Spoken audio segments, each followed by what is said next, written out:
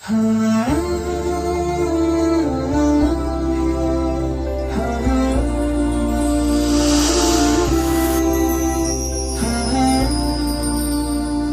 علیکم ورحمۃ اللہ وبرکاتہ۔ نماز دین کا اہم ترین رکن ہے، مگر دنیا کی گہمہ گہمی میں ہم نے نماز کو کما حقہ پڑھنا چھوڑ دیا۔ نماز کے سلسلے میں نبی کریم صلی اللہ علیہ وسلم سے بے شمار جہاں پر ثواب کی احادیث منقول ہے، وہیں پر نماز کو صحیح انداز میں اور صحیح طریقے سے نہ پڑھنے پر بڑی وعیدیں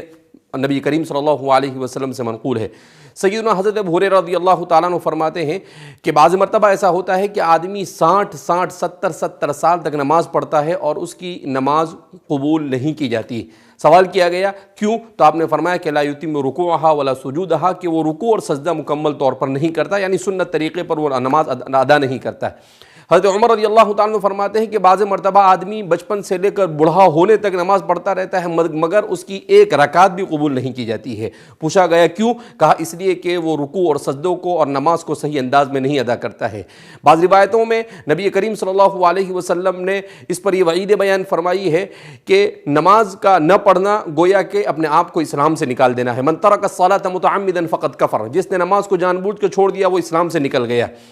تو نبی کریم صلی اللہ علیہ وسلم نے یہ بھی فرمایا کہ صلو کما رأیتمونی اصلی، کہ تم نماز ایسے ہی پڑھو جیسا کہ مجھے نماز پڑھتے ہوئے دیکھو۔ تو نبی کریم صلی اللہ علیہ وسلم کے نماز کے طریقے کو حضرات صحابہ کرام رضوان اللہ تعالیٰ عنہم اجمعین دیکھتے تھے اور اسی کے مطابق نماز ادا کیا کرتے تھے۔ تو اس لیے ہم انہی احادیث کو سامنے رکھ کر یہ کوشش کرنے جا رہے ہیں کہ جیسے ہم نے اس سے پہلے نماز کے پروگرام کو تفصیل کے ساتھ بیان کیا تھا، اب اس وقت مختصر انداز میں ہم نماز کے طریقے کو بیان کرنے جا رہے ہیں تاکہ ہمارا ہر مسلمان نماز کو سنت طریقے کے مطابق ادا کرنے کا عادی بن جائے۔ جب ہم نماز سنت طریقے کے بعد ادا کرنے پر عادی ہو جائیں گے تو اللہ کا وعدہ ہے ان الصلاۃ تنہی عن الفحشاء والمنکر، کہ نماز بے حیائی سے اور برائیوں سے روکتی ہے۔ تو وہی نماز بے حیائی اور برائی سے روکتی ہے جس کو خشوع اور خضوع کے ساتھ پڑھا جاوے، جس کو سمجھ کر پڑھا جاوے، جس کو نبی کریم صلی اللہ علیہ وسلم کے بیان کردہ طریقے کے مطابق پڑھا جاوے۔ تو آئیے ہم جانتے ہیں کہ نماز کو سنت کے مطابق کیسے پڑھا جائے۔ سب سے پہلے جب ہم نماز شروع کریں گے تو ہمیں سب سے پہلے اپنی نماز کی تعیین کرنی ہوگی، یعنی نیت کرنی ہوگی کہ ہم کون سی نماز ادا کر رہے ہیں۔ ہم فرض نماز ادا کر رہے ہیں، سنت نماز ادا کر رہے ہیں، اور پھر اس کے بعد اس لیے کہ حدیث پاک میں آتا ہے انما الاعمال بالنیات، اعمال کا دار و مدار نیت پر ہے۔ تو آدمی کو سب سے پہلے وضو، اس کے بعد وضو کو اچھی طریقے سے وضو کرنا ہے، اور وضو کے بعد نیت کرنی ہے، اور نیت کے بعد نماز پڑھنی ہے۔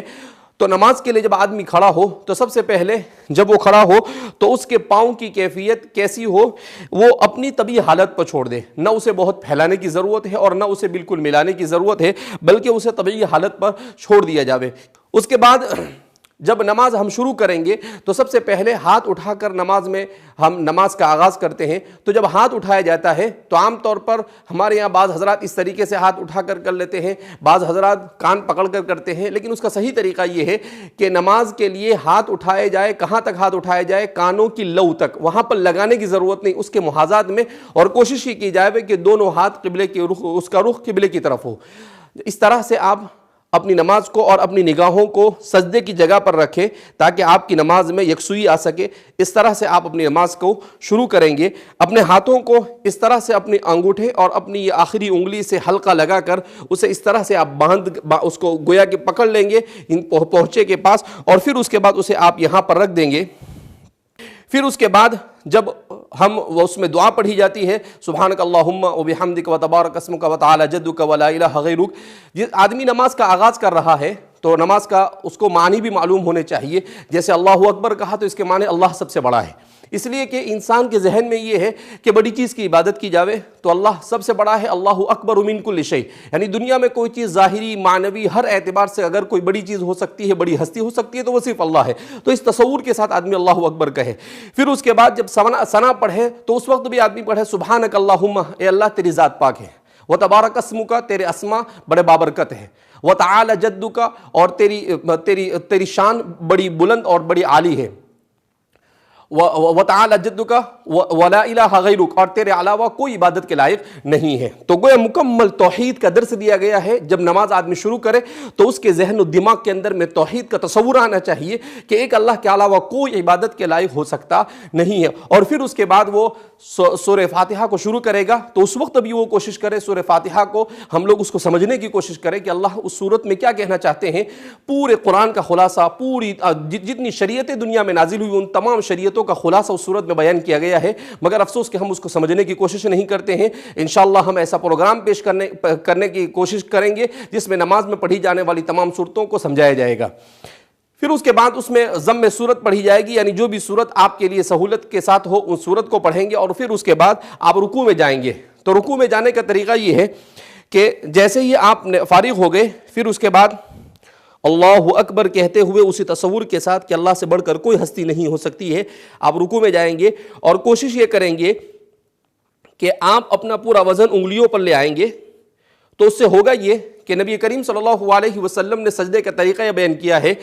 کہ آدمی کی پشت اور آدمی کا پیچھے کا حصہ اور آدمی کا سر یہ بالکل ایک لائن میں ہونا چاہیے۔ سمیع اللہ لمن حمیدہ کہہ کر آپ کھڑے ہوں گے اور آپ کی نگاہ سجدے کی جگہ پر ہوگی۔ سمیع اللہ لمن حمیدہ، اس کا معنی کیا ہوتا ہے؟ سمع سن لیا، لمن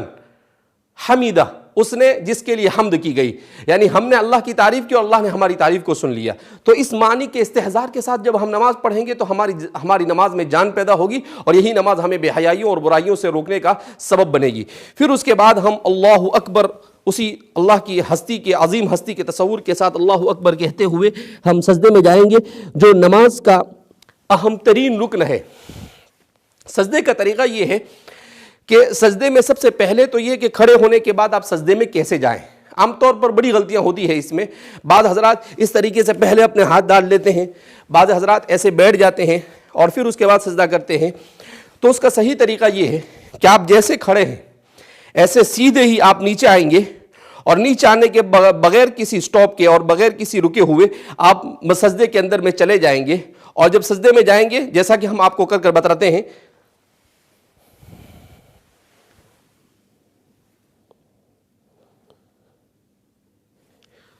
سجدے میں عام طور پر غلطیاں یہ ہوتی ہے کہ بعض حضرات اس طریقے سے اپنے ہاتھوں کو رکھتے ہیں، یہ نبی کریم صلی اللہ علیہ وسلم نے اسے مکروہ کہا ہے، یعنی یہ عمل پسند نہیں کیا گیا۔ اسی طریقے سے بعض حضرات اپنے ہاتھوں کو اس طرح بچھا دیتے ہیں، تو اس عمل کو بھی پسند نہیں کیا گیا ہے۔ تو سجدہ کیسے کیا جاوے کہ اپنے دونوں کوہنیاں یہ آپ کے گھٹنوں سے دور ہونی چاہیے، اور آپ کے یہ جو حصہ ہے ہاتھ کا، یہ دونوں ہاتھ کا حصہ یہ زمین سے اٹھا ہوا ہونا چاہیے، اور آپ کی پیشانی اور آپ کی ناک یہ زمین پر ٹکی ہوئی ہونی چاہیے۔ اس طرح سے جب آپ سجدہ کریں گے تو یہ سنت کے مطابق سجدہ ہوگا۔ ام المؤمنین عائشہ صدیقہ رضی اللہ تعالیٰ عنہ فرماتی ہے کہ آپ سجدہ کرتے تھے تو اتنی جگہ ہوتی تھی کہ ایک بکری کا چھوٹا سا بچہ وہاں سے گزر سکتا ہے۔ تو اسی انداز میں ہم سجدہ کرنے کی کوشش کریں، تھوڑا سا ہم فاصلہ رکھیں گے اور اپنی پیشانی، اور اس کو اس لیے کہا جاتا ہے، فقہاء نے لکھا ہے کہ اگر ہماری ناک اور پیشانی دونوں میں سے کوئی ایک چیز اگر سجدے میں نہیں رہتی ہے اور ہمارے پاؤں بھی اٹھ جاتے ہیں تو اس صورت میں ہماری نماز فاسد ہو جاتی ہے، نماز صحیح ہو سکتی نہیں ہے۔ اس لیے حدیث میں آتا ہے کہ بندہ جب سجدے میں ہوتا ہے تو گویا کہ اس کا سر اللہ کی گود میں ہوتا ہے۔ سب سے زیادہ بندہ اللہ کے قریب اس وقت ہوتا ہے جب وہ سجدے میں ہوتا ہے۔ اسی لیے اگر آدمی عربی جانتا ہے تو اسے سجدے کے اندر میں دعائیں مانگنی چاہیے۔ بعض حضرات نے لکھا ہے کہ سجدے میں کی جانے والی دعا کو اللہ کبھی بھی رد نہیں کرتا ہے، اس لیے کہ جب بندہ بالکل اللہ کے قریب ہوتا ہے اور اللہ سے مانگتا ہے تو ظاہر سی بات ہے کہ اللہ رب العزت اس کو کیسے اپنے دربار سے خالی ہاتھ چھوڑ سکتے ہیں۔ تو سجدے میں، اور عام طور پر یہ ہے کہ ہم سبحان ربی الاعلیٰ پڑھتے ہیں، اس کا معنی بھی ہمیں سمجھنا چاہیے، پاک ہے وہ ذات جو بڑی بلند ہے۔ اللہ رب العزت کی پاکی کو بیان کیا جا رہا ہے،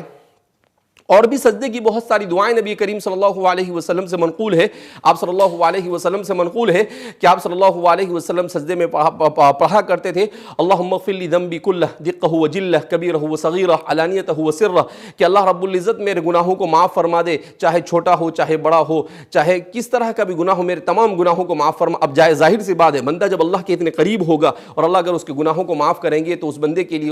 اس سے بڑی اور کیا سعادت ہو سکتی ہے۔ اور بھی بہت ساری دعائیں نبی نبی کریم صلی اللہ علیہ وسلم سے منقول ہے، جو انشاءاللہ آپ کو اسی پروگرام کے اندر میں آپ کو دعائیں بتائی جائے گی، اس کو لکھ کر ہم انشاءاللہ پیش کرنے کی کوشش کریں گے اس کے ترجمے کے ساتھ۔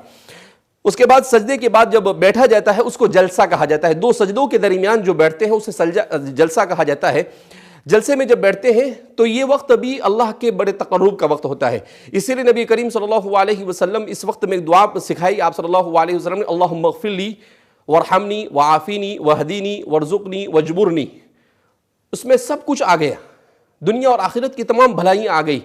تو ہمیں اس دعا کا بھی اہتمام کرنے کی کوشش کرنی چاہیے، اس لیے کہ جب بندہ دو سجدوں کے درمیان ہوتا ہے تو اللہ رب العزت اس کو اس وقت بندے کی طرف بہت زیادہ متوجہ ہوتا ہے، اور اللہ رب العزت اس کی ہر دعا کو قبول کرتے ہیں۔ لہذا اس بنا پر اس دعا کو بھی ہمیں سیکھنے کی کوشش کرنی چاہیے۔ اس کے بعد جب سجدے سے کھڑے ہو تو سجدے سے کھڑے ہونے میں بھی ہم بڑی کوتاہیاں کرتے ہیں، ضرورت اس بات کی ہے کہ سجدے سے کھڑے ہونے کے طریقے کو معلوم کر لیں۔ اس طرح سے سجدے سے کھڑے ہو،